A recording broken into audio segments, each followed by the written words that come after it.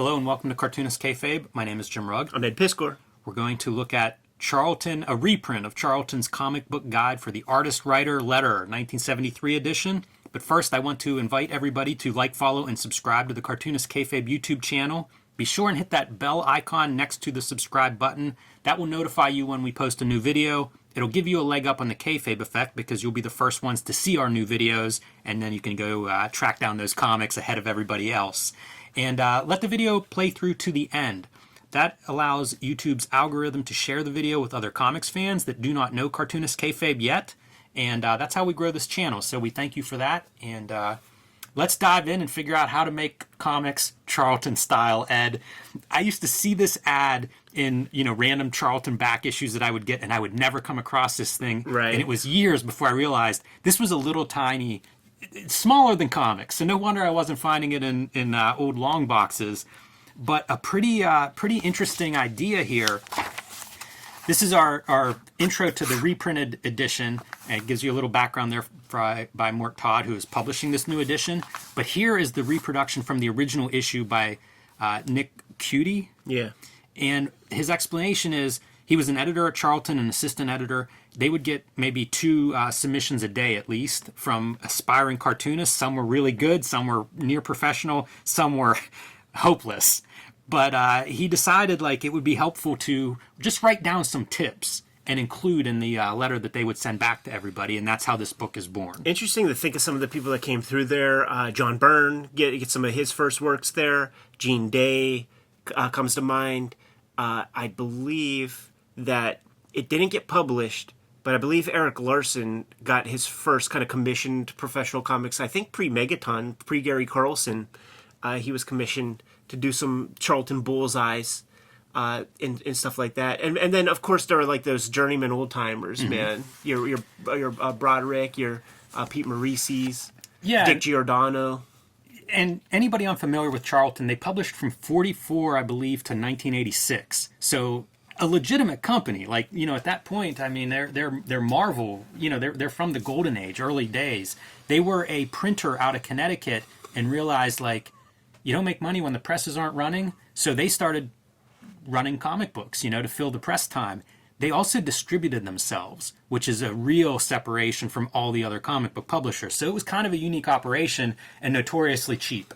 Did not paid the least amount for page rates. The production quality was poor. But guys like Ditko would go there because if you turned your work in on time, they pretty much stayed off your back, so you got to do more or less what you wanted. Yeah. When you hear that stuff, it's always kind of sad because it's what they wanted, that you had opportunity, and they didn't really use it to its full potential. And of course, the other place that people will know Charlton is the Watchmen characters. Right. DC buys the superhero universe from the superhero characters from Charlton, and Alan Moore pitches those for Watchmen. They, of course, changed that, but you'll see some of those characters. Peacemaker on HBO originates at Charlton. Right. All right, man. So, Ed, rereading this week, I got to tell you, I had a good time with it, but also, I agree with almost all the information in this thing. It's all fundamental. Pretty straightforward stuff. Yeah. And if I'd have gotten hold of this, I don't know, when I was 12, 13, it would have moved me along. I would have learned a lot in a short amount of time. So here's our content breakdown. It's funny that lettering is part of it. Maybe that shouldn't be that funny. Yeah, it should be. It definitely should be, but it's not something that I see a lot of. And, we start out with terminology, jargon, comic book jargon, if you will, just so that we can all speak the same language. We usually look at this thing, right? And How to Draw Comics the Marvel Way comes out 5 years later, something like this, man. And it starts off with jargon. Stan, you're shameless, dude. Because it's all the same stuff, too. It's true. The indica, as I called it as a little kid. Absolutely. It's funny, they have grays, which would be gray washes, same as blacks, only gray in tone. And as we get into the inking, they kind of talk about that. And, it's not used that often, doesn't work well with color usually. But they give a pretty good coverage of this stuff. Like I said, I agree with most of it. Swipes, something that we hear as morgue file. This was such a huge part of comics. Morgue file is usually it's reference shots, right? Yes. But swipes is drawings or photos. You know what I'm saying? Like, it's like cut out a fucking, Gene Colan panel of a hand opening up turning a doorknob. This silver prints thing, this is what Stan Lee was talking about, like in his deposition, and it's the thing that when Jim Shooter comes in, he gets changed. Where the silver prints it was like a costly thing, even in the 70s, it cost $1 to like make these prints that the color guide guy is going to hit with the Doc Martin dyes, and xerography becomes a thing when in the 70s, and Jim Shooter is like, we can spend at that time a fraction of 1 penny to just make a Xerox that these people are coloring. That's not even what the people at home will be seeing. It's just a guide for the separator, but you're just in this like habit of spending $1 or $2 on this silver print thing, and it costs $40 just like prep time before it goes to the print facility. Nah, like, we're using a Xerox, and he said the color is fodder because it warps and it's ugly and all of that. But a fraction of a penny to $1.50? Yes. What the fuck, man? That's Shooter's underrated big innovation. Page sizes, typically you draw bigger, so 10 by 15 inches is the size that he's talking about here. Even tells you for the indicia, the splash page, this is how much room to allow, depending on which size you're drawing. See, that would be that's the mind-blowing stuff as a kid. Because why would you think that you draw bigger and shrink down? Like, how would you think that's even possible? Border spacing. 1/4-inch border on a 10 by 15 inch original. It's weird, but like I read this and I just thought like it just answers so many questions. Sure. Like that stuff I couldn't have even told you 3 days ago what size the gutter should be. I never agree with this, like push pins into your drawing board and stuff. But like even like Art Adams still does it, and he's got this like really gummy, squishy drawing board that just has like a million push pin things in there, and that's what he'll like put down when he does his perspective grids that he puts a whole lot in. But you'll see the board every now and then, and it's just riddled. It's pockmarked like a Tommy gun shot it. And it's all the push pin stuff. And, the edges of all of his pages has the push pins in each of the pieces. Interesting. Yeah, I've never done that. I've never pinned up a page. I've taped them down before, but I don't even do that. Maybe artist tape is a newer invention. Could be. Yeah, could be. And, depending on what you're drawing on, like a gummy kind of board surface or a mat, like a mat or something under there, maybe tape doesn't work as well. I don't know. Well, it's gummy because it's cork and like just all the right. It turns to cork.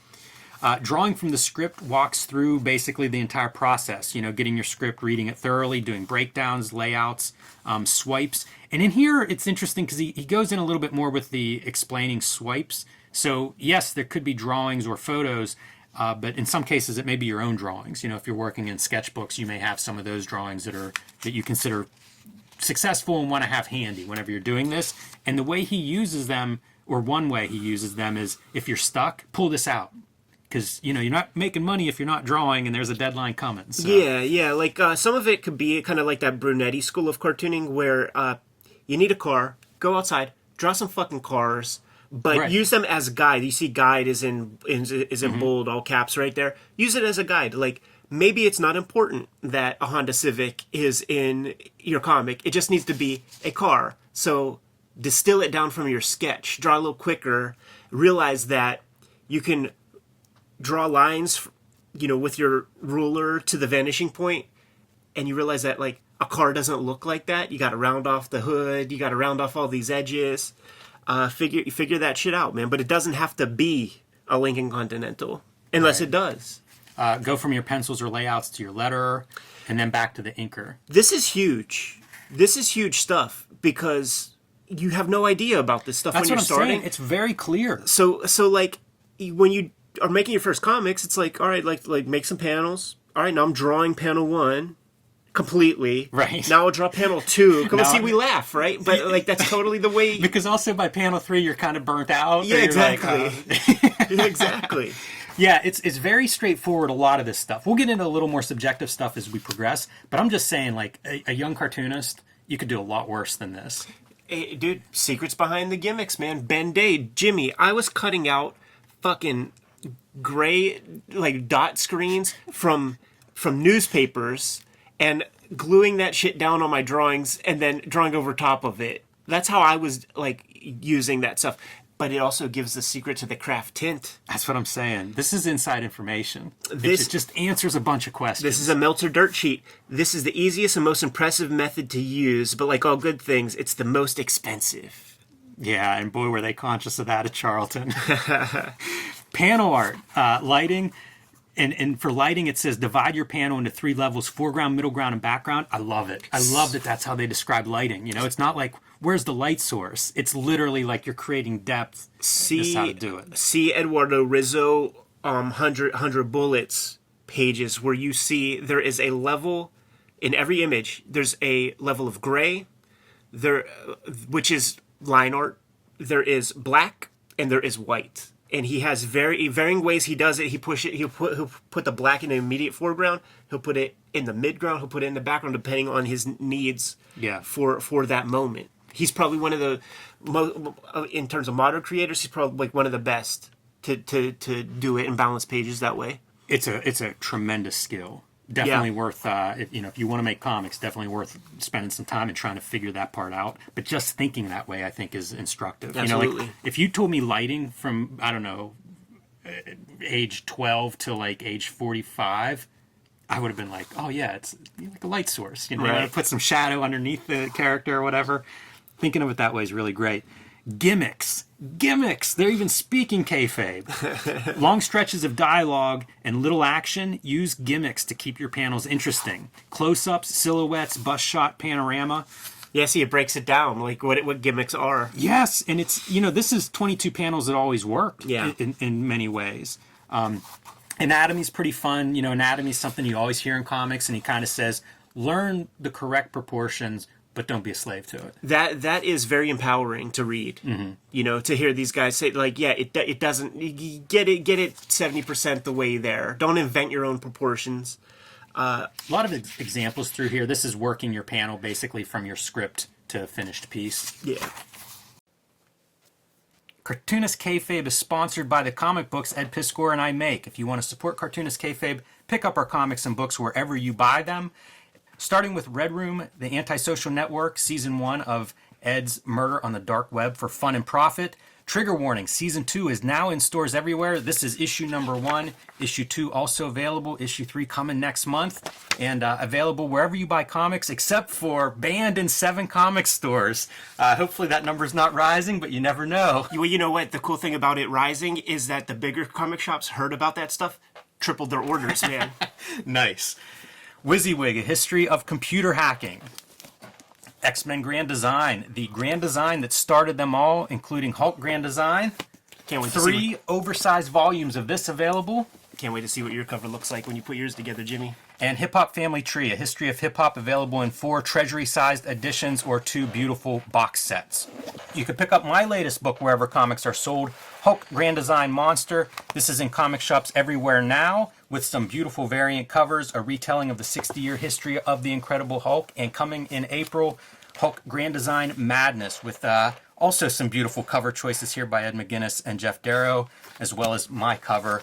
Again, the 60-year history of the Hulk distilled down into 2 very dense, oversized issues. Plain Jane's, the first young adult graphic novel here in America by Cecil Castellucci and me. And Street Angel, Deadliest Girl Alive, which just went out of print from Image Comics, Ed. If you guys at home see Street Angel, Deadliest Girl Alive on your comic shop shelves, pick it up because it is no longer available for order. But the original Street Angel hardcover, oversized, these are kind of like director's cuts, almost like artist editions. I think they're the nicest books ever designed. These are all still available from the publisher. You can get them wherever books are bought and sold. And now back to our regular scheduled programming. And they call out what these various things are: standard shot, down shot, up shot. It's funny that the content doesn't show up, but also when it gets into the Ben-Day, the Zipatone, it tells you the exact screens and the dots per inch or whatever that works best. And it says, like, if you have some dicey screens, show them to your editor before putting them down, because they should know like how the shit will print. Yes. This really reminds me of the 22 panels that always work. Yeah. You know, it's simplified more. Like maybe we only need 7 panels that always work. I don't think that they spelled panorama correctly. Not surprised. Maybe the editor is spending too much time looking at zipatone dots. It could be. It could be. Get into reduction and reproduction, which is part of your Ben-Day dots. You know, if it's not built to be reduced, you get your moire patterns and things go wrong. Yeah. So just talking about that reduction thing, which I've heard so many cartoonists talk about how this is a revelation of, oh yeah, you draw bigger and then reduce it. You know, something you don't just understand right away. Yeah, the first gen Kubert students, like they would talk about, like, you know, you have to see your thing in print like a bunch of times to figure out like how to hatch properly. Yes. I think that really with anything, if the end result is reproduced in print, you kind of need some examples of that. I think of it with color a lot. Yeah. So now we're into the writing, going through a script and some formats and your script breakdown. One thing, you know, it's writing pretty straightforward. I think we all have an idea of that. But one thing I find interesting is the body, section 3 here, which is like your descriptions, and it has action. Describe what is going on in the panel, and include important props. But that describe what's going on in the panel is something I see a lot, where it's like there's a lot of description that isn't necessarily what's going on in the panel. You know, it's almost like, I don't know, you could say it'd be like emotional cues for an actor. Yeah. It's not that helpful, you know, especially in like I struggle to read scripts because of the weird formats. And it's like, this is what I need is like, describe what's actually in that panel. Right. That makes it, when I write for myself, that's what I do. Just for notes, you know, it's like the quick note if I'm not doing a thumbnail at the time. Storylines, and it's kind of talking about, you know, being concise. All of this stuff I think is fundamental stuff. It all makes sense. And it's things that, again, if you don't do this, you may not know how condensed the comic is. Right. You know, like being concise, everybody probably could learn a lesson or two from that, you know, when it comes to comics. A lot of times, like prose, adapt a page of prose into comics and you'll find out it's more than a page probably. Right. And talks about the code, you know, just some like professional practices. Grammar, synopsis, include a synopsis in the front of your script. Know that it's going to go to the comics code for approval. They reprint the comics code in here, which we'll skip because we have another video of that if you're interested in learning more about the comics code. But all practical advice, once again, like this is written from an editor with their point of view of like, don't make me work extra on your script. This is what to send me. And here we go, lettering, our favorite part. Their own set of tools, you know, showing how the T-Square and Ames lettering guide works, and giving some practical advice on your lettering. You know, think of it as like each letter is this box shape, so whenever you're creating space, 68-degree angle for your italics, which is the side of your lettering guide. Right. And then different balloons and different lettering styles and what they indicate. So there'll be visual examples on that. You could just you can both apply that to the letters, but you can also apply it to the shapes that are around your letters. I like that the lettering books they call out are the ones that come with like the little pen sets. I have some of these. Sure, yeah, they would come with that shit. Yeah. And swipe file. So giving a little bit more information on your swipe file and how you might use it. That's huge, man. Like, honest to goodness, it was not until I went to art school where, like, I essentially needed them to, like, say that it was acceptable to, like, have photos sitting next to you. Like, I have no idea why I was thinking, like, you're supposed to just, like, kayfabe guns and stuff. I'll tell you why you think that, because Comics Journal would run a freaking column every month that was called Swipe File, and it was just throwing dudes under the bus. But you know what? A lot of these how-to books that I have, especially older ones, they start with this. It's like, have a morgue file. I mean, like after art school, like, I invested in a filing cabinet and a whole bunch of, like, manila folders with a little tab, and, dude, I had a folder full of iguanas. SVA has one of these in their school library that's massive, like tens of thousands of images that you can go and look through. You know, at this point, Google image search has kind of changed the necessity, but it was vital to commercial artists to have access to this stuff. Because how do you know what something looks like? You are not required to have a photographic memory. And that's beautiful to know. It certainly helps me. I'd be in trouble if I needed it. Comic groups, so they're going through basically genres. So humor, people and animals, and then practices. Like for humor, artwork should not have too much detail. Line work should be bold. interesting that there are these kinds of like generalities for different different genres. It's so great that they have these breakdowns, because you think about the great works within these subgenres, like, okay, humor, Bigfoot stuff, blah, blah, blah, not too much line work. Robert Crumb seemed to make it work a little bit. You know I what love this. Use lots of sight gags. I always think of Basil Wolverton and some of his stuff where it's just, it feels like every panel has a gag in it. Yeah, like chicken fat. Taking it to heart, these ideas. And they run through some of the adventure subgenres. Superheroes, we know, war, western, historical, jungle, horror, sci-fi, sword and sorcery, all grouped under adventure. Pretty fun. And then romance, I really like their description here, is, pretty girls, handsome men, and clothing styles, light, colorful, with good draftsmanship. I think of Steranko's last romance comic at Marvel, and I mean, this could have been a description of it. Right. It's almost all open line work and stuff. And Charlton, one of the last publishers to do romance comics. Oh, yes, they did, man. And with their bad off registration, you're lucky. You're lucky if that lipstick is only on the character's eyeball. Cover's a little bit different. Talks about how usually that's an experienced artist that gets a cover. So if you're starting out, he's pretty harsh. He's like, listen, we're not going to lean on this too much because you ain't drawing any covers anytime soon, man. Like, we're getting the guys who could sell some stuff. But does point out some practical stuff, room for your comics code and your logos and everything. And he describes it that they're bigger. The original art's a little bit bigger for the covers. Right. And then here's your comics code reprint and some closing advice and conclusions. I love number 3. Don't offer your work for free. Yeah, that's Mark talk, man. It really is. That's comic Marks. There's that other one that's like, the second one. Don't come to me with your bright ideas, man. It's pretty good. Like, you come into our house, you draw the stuff, you make the stuff that we want to make, and then once we get to know you, you can, like, tell us your fresh ideas that we're going to buy off you and have forever and make movies on and give you a page rate. That's a fascinating one. Don't come up with great new ideas for a comic book. That's literally the sentence. And it's the editor. It's funny because it's kind of the truth if you're just work for hire. Yeah. Like, you're not rewarded for that. It's the same without good ideas as it is with a new idea. You just might be bitter in the end if you do the new idea. So there's your conclusion. And these are backers for, I guess this was a Kickstarter or some kind of crowdfunder. Shouts to the Kayfabers who sent these to us. Yes. Yeah, I had a great time going through it. And like you said, it does feel like a predecessor for How to Draw Comics the Marvel Way, and really for a lot of the how-to books that you see, because I feel like they all follow this kind of form. Byzantine secret information that your mom and dad can't answer when you're a little dude wanting to learn to draw comics. Yo, how does Mort Walker get that line? Well, that's just like a deadline, but you know what I'm saying. How do these people get these, like, thick and thins? Like, when you really start to reverse engineer comics and, like, the stuff you like about comics, now you're kayfabing the thick and thins, like, by just drawing thick lines and coloring them in. It's like you need some guidance, And if you're not going to those, like the art school from Fame in New York City, like, you're just not getting that in Pittsburgh, Pennsylvania. You need these guides.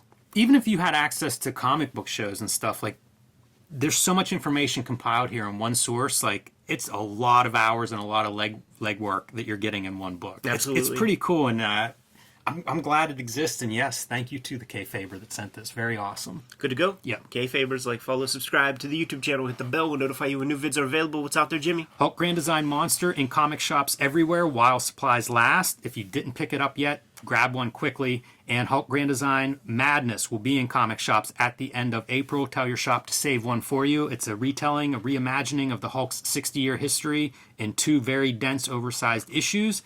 And please join me on patreon.com/JimRugg.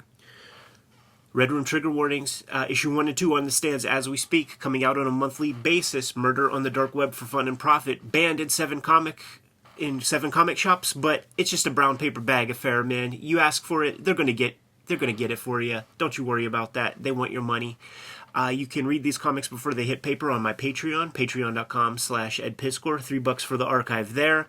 More than 200 pages of comics up there as we speak, and you could hit all these links in my link tree in the description below this video. Jimmy, what else do we have? Subscribe to the Cartoonist Kayfabe e-newsletter at the links below this video. You can also find Cartoonist Kayfabe t-shirts and merchandise at the links below this video. That's another great way to support the Cartoonist Kayfabe channel. Jimmy, given those marching orders, we're going to be on our way. Make more comics.